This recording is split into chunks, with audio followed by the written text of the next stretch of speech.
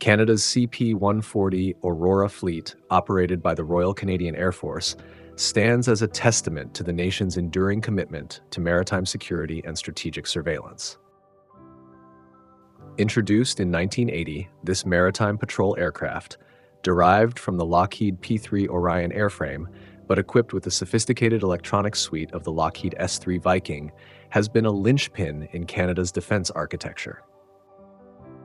Named Aurora after the Roman goddess of dawn, who heralds the sun and the mesmerizing northern lights that illuminate Canada's Arctic expanse, the CP-140 embodies both poetic symbolism and practical utility. Procured in 1976 for approximately 1.2 billion Canadian dollars, equivalent to nearly $5 billion today, the original fleet of 18 aircraft was delivered by 1981, designed primarily for anti-submarine warfare, yet versatile enough to excel in maritime surveillance, counter-narcotics operations, and search and rescue missions. As it approaches the twilight of its service life, with replacement by the Boeing P-8A Poseidon on the horizon, the Aurora's journey offers a rich narrative of adaptation, resilience, and strategic evolution. The CP-140's operational history traces Canada's military priorities across decades, beginning with its Cold War debut tracking Soviet submarines in the North Atlantic's Giuk Gap, Greenland, Iceland, UK. Stationed at 14-wing Greenwood, Nova Scotia, and 19-wing Comox, British Columbia, the fleet played a pivotal role in NATO's deterrence strategy, its sonobuoys and torpedoes poised to counter underwater threats. The post-Cold War era saw its mission expand. Operation Apollo 2001 to 2003 deployed Auroras to the Arabian Sea for maritime surveillance after 9/11, while Operation Caribbean, ongoing since 2012, has leveraged the fleet's ISR capabilities to disrupt drug trafficking in the Caribbean and Eastern Pacific. In Operation Impact since 2014, CP-140s have flown ISR missions over Iraq and Syria, supporting the coalition against ISIS from bases in Kuwait. Closer to home, the Aurora has been a steadfast guardian of Arctic sovereignty, patrolling Canada's 43,000-kilometer coastline and northern waters amid rising Russian and Chinese activity, a mission underscored by exercises like Operation Nanook. With over 300,000 flight hours logged by 2020 and individual airframes averaging 20,000 hours by 2025, the fleet's durability shines through, notably in its support for the 1998 Swiss Air Flight 111 recovery off Nova Scotia. Yet attrition has trimmed the fleet to 14, with 3 lost, 1 in a 1998 training crash and 2 retired due to fatigue, and a 4th test aircraft nearing its end. Keeping the CP-140 operational has required substantial modernization, reflecting both its value and the challenges of aging technology. The Aurora Incremental Modernization Project, launched in 1998 at a cost of $1.5 billion Canadian dollars, unfolded in 4 blocks to overhaul its electronics. Block 1 replaced unsupportable systems. Block 2 introduced a glass cockpit by CMC Electronics and a new communications suite. And Block 3, completed by 2014, upgraded sensors and mission computers across 14 aircraft. Block 4, in progress as of February 2025, integrates cutting-edge enhancements like wideband global SATCOM, tactical data link 16, directed infrared countermeasures, and a new anti-collision light, subtly altering the aircraft's aerodynamics but boosting its operational edge. The first Block 4 flight, conducted in February 2025 from Greenwood, marked a milestone in aircrew training. Parallel to AMP, the Aurora Structural Life Extension Project, completed by 2020 for $250 million, replaced wings, center wing lower sections, and horizontal stabilizers on 14 aircraft, extending their service life by 15,000 flight hours each. Redesignated CP-140M, the fleet now boasts corrosion-resistant materials that curb maintenance costs, estimated at $100 million annually, ensuring viability into the late 2020s. The road to modernization wasn't without turbulence.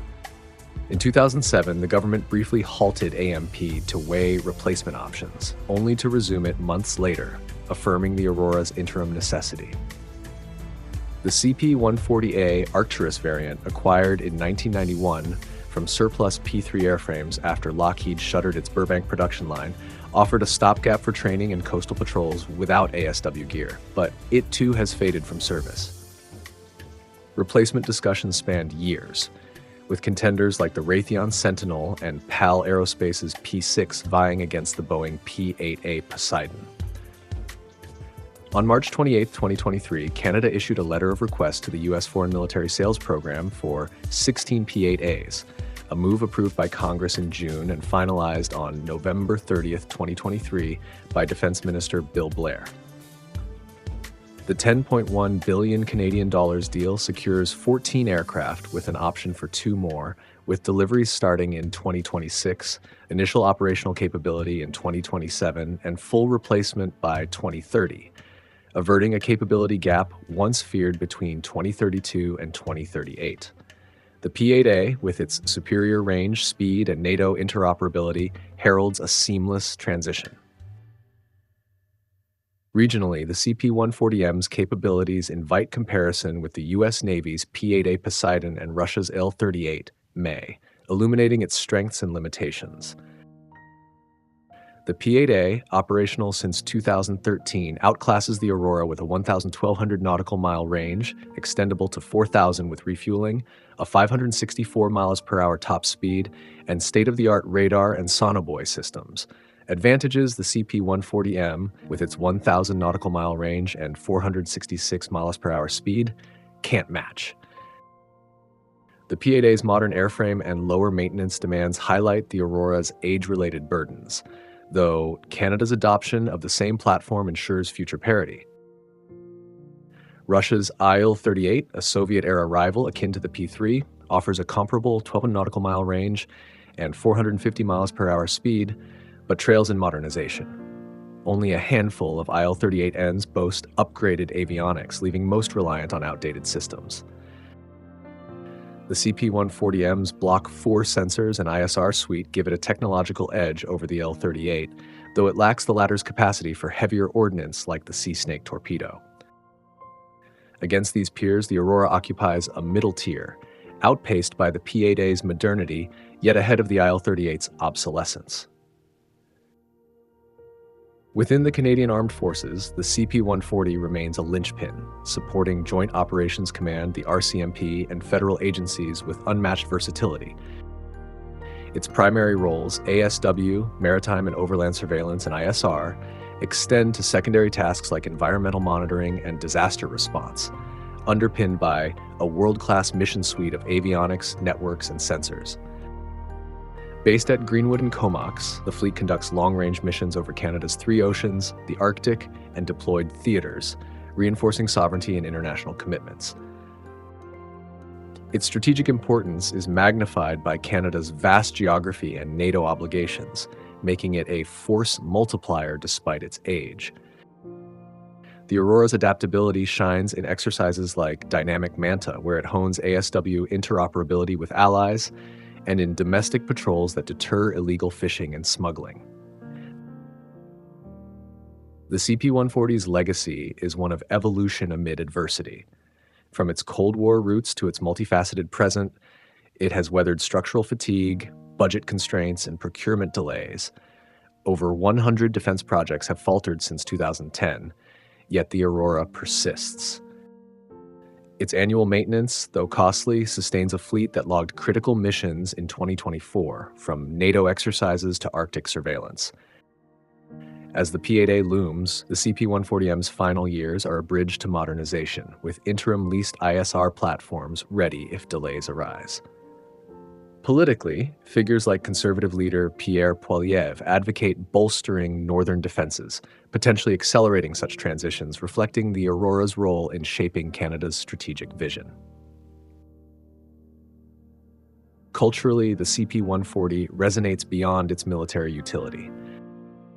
The name Aurora ties it to Canada's northern identity, a symbol of vigilance over the Arctic's ethereal skies. Its crews, drawn from small towns and urban centers alike, embody the RCAF's esprit de corps, their stories of long patrols and life-saving missions woven into Canada's military tapestry. As it nears retirement, the fleet's 40-year odyssey, from Cold War Sentinel to global contributor, cements its place in history. Against regional competitors, it holds its own as a capable, if aging, asset, poised to pass the torch to a successor that will carry its mission into the 2030s and beyond.